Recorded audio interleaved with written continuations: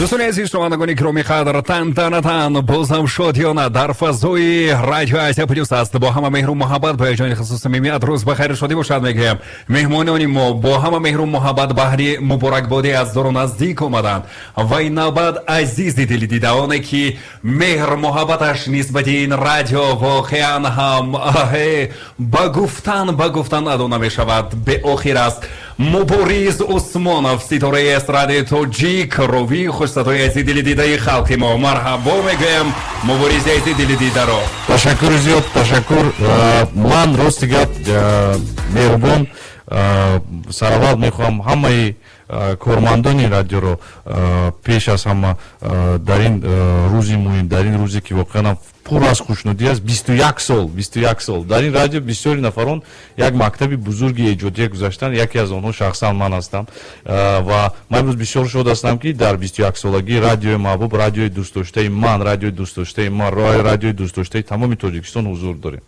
خیلی خوشحال هستم از دیدارتون، بسیار شاد هستم.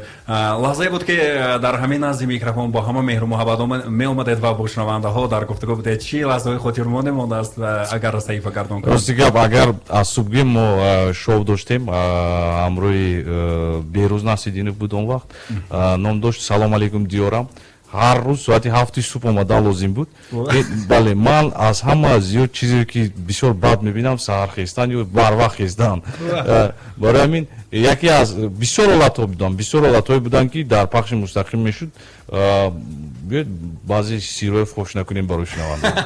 فقط در میمونم که سلامت باشید. خیلی خوشحال هستم و همراه مبارز عثمانov عزیز دل دیده ما یکی از نفرانی که ترانه‌های خیت را ایجاد کرده است و شما میشناسید میدونید در آلمان اقامت میکنند. از همدلان ما، از همزبانان ما، از همتباران ما هستند. صدیق شباب رو باز هم خوش آمدید میگویم با استودیو رادیو آسیا پلیس خوش آمدید. سلام و درود خدمت شما عزیز مهربان و از طریق رادیوی بسیار محبوب آسیا پلیس با تمام مردم عزیز تاجیکستان و همه کسانی که ما را از طریق رادیو میشنوند سلام های خود البته تقدیم میکنم، سلام و درود میفرستم و همچنین ما خوشبخت هستیم که در این روزا در آستانه جشن استقلال تاجیکستان البته قرار داریم که ایره هم از این طریق من تبریک میگم و 21 سالگی رادیو را که یک موفقیت بسیار عظیم بزرگ است به همه دوستان و دستاندرکاران رادیو و مردم تاجیکستان تبریک میگم. خیلی خوشحال هستم از دیدارتون، بسیار شاد هستم. سلامت باشید. و شما از کی اینجوری با مثلا در دوشنبه حاضر قرار دادید؟ ما از این وقتی که آقای مبارز گفت که سالگرد 21 سالگی رادیو پلیس است من گفتم من آمدم. شما کی اومدید در دوشنبه؟ تقریبا حدود یک هفته میشه. یک هفته دیگه. بله ما راستی گپ برای شما بار اول میگیم ما امروی محترم صدیق شباب سرودی یک جای داریم، یک سرودی مشترک. تیار شده است. بله تیار شده است، روزهای نزدیک معرفی میشد و البته که یکم در رادیو آسیا پلیس ما این ترانه معرفی میکنیم و نه بار اول برای شما هم گفتیم که یک ترانه مشترک، یک ترانه نو، یک ترانه جذاب و فکر میکنم که 100% خید ایجاد شده که ما روزهای نزدیک معرفی میکنیم این ترانه. انتظار میمونیم. بهترین. قبل از این هم در دوشنبه بودید؟ بله ما البته تقریبا سال 1991 بود بار یکم بار کنسرت داشتیم به کاخ بربط زمان پیشتر قصه کردم آقای مبارز. بار دوم سال 2014 بر اوارد شوی جلو آمده بودم در شهر دوشنبه. خوشبختانه می آهنگ در باغ میخرامید گلها را چیده جایزه بهترین آهنگ شرق گرفت. بار سوم و چهارم دیگه این بار پنجم البته آمدیم که همین پروژه مشترکی که ما و آقای مبارز داریم ان شاء الله که بخیر بتونیم کارهای بسیار ایجادی خوبی برای همه مردم افغانستان تاجیکستان داشته باشیم. در حقیقت هم از ترانه‌های خیتی هست که تمام فارسی زبانان جهان و حتی خوشبختی است که خوشبختی بگم یا چی به چه شکل بگم آهنگای مرا کلی میشناسن ولی هیچ وقت خود مرا کس ندید. البته ما چند پیشتر دفعه دوم که قبل از اینکه آمده بودیم یک بار برآمد کردم یک دو آهنگ خواندم البته در روز جوانان بود فکر میکنم. بسیار مردم تشویق کردم و بسیار مردم مهمان نوازی بسیار تشویقم کردن و از اون خاطر علاقه گرفتیم که باید زودتر بیایم و البته زود بیایم کارهای جدی داشته باشیم برام شنودای غایبانه باشد هم شما رو دوست می‌دارم، مهر و محبتتان ما هست. هم من مردم تجزیه تاجیکستان واقعا از قلب جان دوست می‌دارم. مردم با فرهنگ مهمان نواز. البته ما یک وجه مشترک تاریخی داریم، ما مردم همزبان تاریخ مشترک داریم. این خانه دوم ما هست. بله بله، بود و هوای اینجاش به شما چه تاثیر باور کنید که اصلا من فکر میکنم با گفته رودکی بزرگ 1000 سال پیش ما اینجا تولد شدیم. بله آره سلامت باشید. خب بیاید با صدای زنده شما همون ترانه مشهور و عزیز دوست داشتنی رو گوش کنیم یک جای با شنونده ها. مرحمت. خب یک خوش کردستان که یک پارچه هم سرودی در واقع میخیرم خونه توزی یک پارچه شد همین حال اگر آوازم گیره خودم ما همه یک جا میخونیم. در باغ مهر آمید آن ماه نو رسیده، آن ماه نو رسیده، دامن کشانم رفت گل ها چیده گل ها چیده با صد بقر و تمکین برگشت دیده من نیز در قپایش رفتم چنان دویده در باغ مهر آمید آن ماه نو رسیده دامن کشانم رفت گل ها را چیده البته بهترین از دلی دیده ایم و هم دل و هم زبان و هم خون و هم فکر و هم راز ما. باری دیگر خوش آمدید میگویم با تاجیکستانی آفتابرویه و خورشیدی. خیلی خوشحال هستیم از دیدارتان. همچنان آقای مرحوم. زنده باشد. خب مرحمت، مبارزه عزیز چی نوگانی ها در چی تردد ها؟ بله نوگانی ها بینیاد زیاد هستند. ما بعد از اونی که نوگانی که پیوستگی داشتن با توی ها تمام کردیم، یعنی که یک موسمی توی بود در تاجیکستان، اصلا تابستان موسمی توی است. موسمی توی خوشبختانه ساق و سلامت باید ما رساندیم و اکنون میگذاریم با ایجادیات. یک چند ترانه‌های مشترکی نو داریم به نزدیکی که من فکر میکنم اونو رو در آزیا پلوس معرفی میکنیم. همزمان کنسرت تقریبا 6 کنسرت میشد از 30 سپتامبر تا 28 اکتبر. کنسرت رو نام گذاشتیم سی. این برای اینکه من امسال 30 ساله شدم. بله باز کنسرت یعنی که همین توری ما از 30 سپتامبر سر میشد تا 28 اکتبر، قریب 30 اکتبر دوام میکند.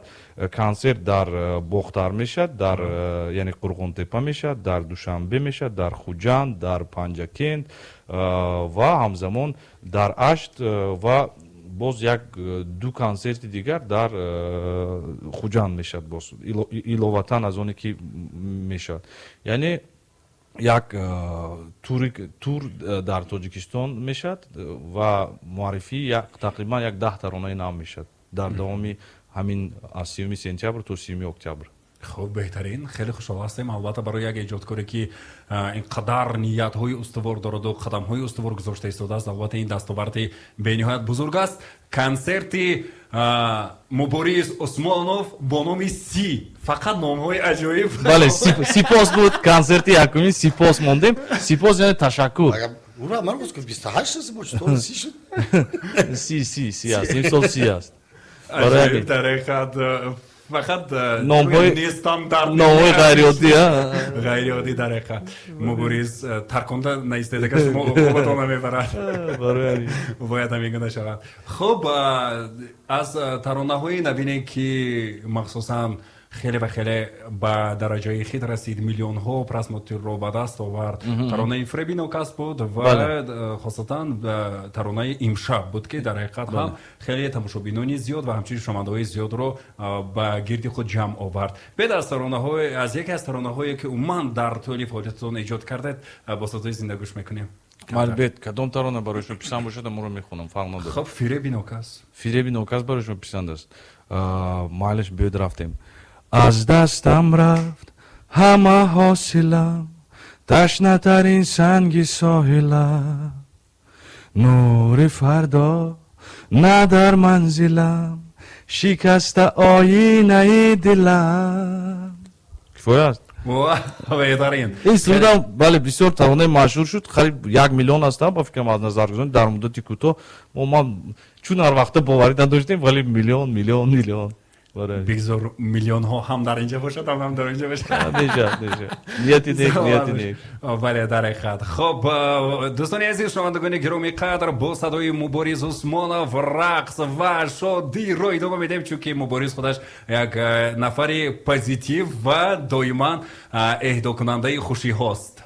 مبارز عثمانوف گن تمام. خب آقای صدیق صنعت شما رو میدونیم علاقه سرودها رو چقدر دوست میدونیم که با صدای شما است شنیده ایم در دل دیده ها در توی معرکه های ما صدا میدهد. نسبتی صنعت مبارز چی گفتنی هستید؟ صنعت مبارز صادقانه برای شما بگم خب صنعتکاران در تاجیکستان بسیار زیاد هستند من بر کلشان علاقه دارم دوستشان میدارم یعنی هر کس هم استیل یا ستایل خود دارن ولی من صنعت مبارز من شخصا بسیار مخلص هستم و بسیار دوست میدارم.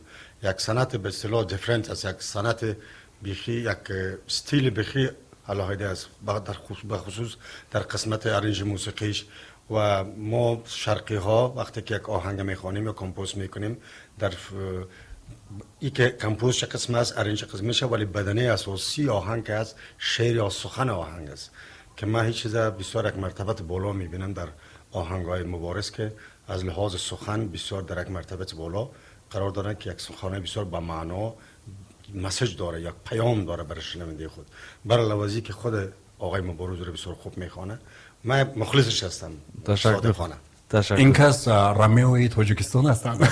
نه آنجا درخشان برشان محبت بله به خاطر که ما میبینیم ایچی در صنعت خود آوازخوانه افغانستانی یا تاجیکستانی ما امروز بسیار کمک در غفلت هستن چه قسم امی کارشون اینا میخوان که همه چیز باید تیار باشه همه چیز آهنگایی که خوانده شد دوباره بازخوانی کنه ولی دو کار ما غرض ندارم نمیخوام که انتقادش کنم که ولی یک صنعتکار باید کمپوز نو آهنگ نو موسیقی نو داشته باشه و این گپ در وجود آقای مبارز که من شخصا دوست بسیار خوب است ما میشناسیم اگرچه بسیار دیر نمیشه ولی این تو احساس میکنیم که ما از دیر میشناسیم ولی من میبینم که آهنگا بسیار در یک بلندبایی بسیار خوب است یعنی آدم میتونه که از اینا در آینده بگه که بله افتخار کنه به اینا. تشکر زیاد. من شخصا افتخار میکنم. سپاس به پیامبر شما.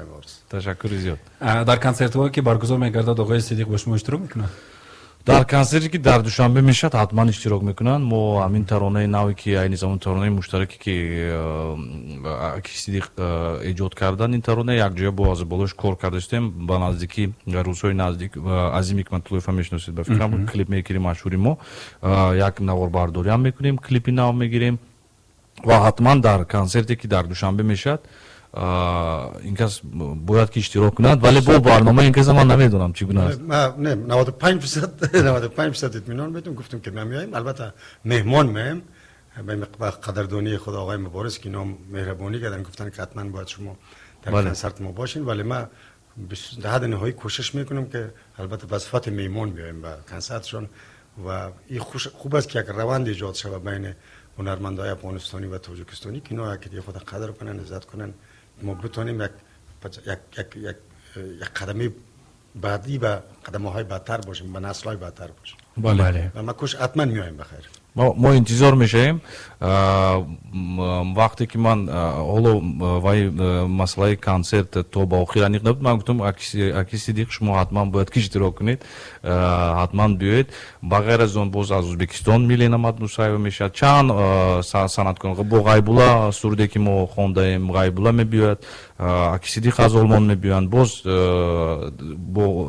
در اینجا باز چند ترانه‌های دیگر داریم با هنرمندان خودمون اون یک کنسرت میشد که بغیر از اون که کنسرتی مثلا یک کیمان است باز کنسرتی میشد که بسیار هنرمندان میشن 6-7 هنرمند میشد و فکر میکنم یک کنسرتی ما کوشش میکنیم که بسیار کنسرتی خودشون شد اویدی ترانه‌ای که ما امروز با اکی صدیق اون رو انتشار میکنیم روزهای نزدیک بسیار ترانه خوب است شخصا فکر شخصی من مثلا در اون است که این ترانه است که جای خود پیدا میکند و مخصوصا در بازار موسیقی تاجیکستان چون این ترانه با چون ژانر کم بود و فکر میکنم که یک تکانی جدی هم میدهد و یک جای مخصوص مقام مخصوصی خود رو این ترانه پیدا خواهد کرد. همین خیلی کرده که حوض من گوش کنم همین ترانه رو نیست متاسفانه میموندیم برای همین фақат интизор мешеду халос. мо ҳатман дар Азия плюс мебиёем, ин тавона муаррифӣ мекунем. дар ҳақиқат алоҳида ва аввалин шудам. аввалин шуда 100%. чун аз вақта. ва ман як чизро аҳамият додам охирои вақт дар радиои Азия плюс, на охирои вақт, тақрибан муддати муайян шуд, ки бисёр плейлист хуб шудааст, мусиқиҳо бисёр дуруст интихоб карда шуда истоданд ва умуман пешравӣ 100% мешавад, зеро ки радио яке аз қисматҳои асосии пеш бурдани радио ва рушд ва ташаккули ёфтани радио ин чи аз ин мусиқӣ аст. Қариб зеро ки чӣ қадр ки мебинем 70-80% эфирро мусиқӣ пур мекунад. Барои ҳамин ман сипос мегӯям барои Икром Охонов, ки ҳамчун муаррири мусиқӣ, ҳамчун роҳбари мусиқии радио интихоб шудаанд, бисёр беҳтарин. خیلی زحمت کشیده ایستادن اکرام خونوف. در حقیقت برای شما برار میخواهیم و البته ترانه‌های نو رو انتظار میمونیم. از 30 سپتامبر آغاز کرده تا 30 اکتبر ما. بله. خب برنامه مخصوصی مبارز عثمانов با نام سی تقدیم شما میگردد. البته در اینجا 30 سرود صدا میدهد. 30 سرود صدا نمیدهد. ممکن 30 تا شود. مایلش میشه. اگه مرزار 30 مرغ باشه. خیلی خوشحال هستم. بله ترانه‌های نو سرود صدا میدهد. من میگم ایده میدم. مثلا در اول با سی مرغ پریده میبراید به صحنه. همه چی باید 30 تا رقاصه ها میبراید. 30 تا نوازنده. میشه. بله. البته باید 30 شود. پیوستگی 30 تنها علامتی است که با سین سال من پیوستگی دارد. همین رمز است. دیگر یگان چیز نه. سپاس آلبوم یکم بود. این آلبوم 30 میشه. آلبوم نوبتی 35. مبارز بهتره در حقیقت. خب مرحمت تمناهای شما برای بچه‌ها که 21 ساله با نام آزیا پلوس. رادیو آزیا پلوس. مرحمت.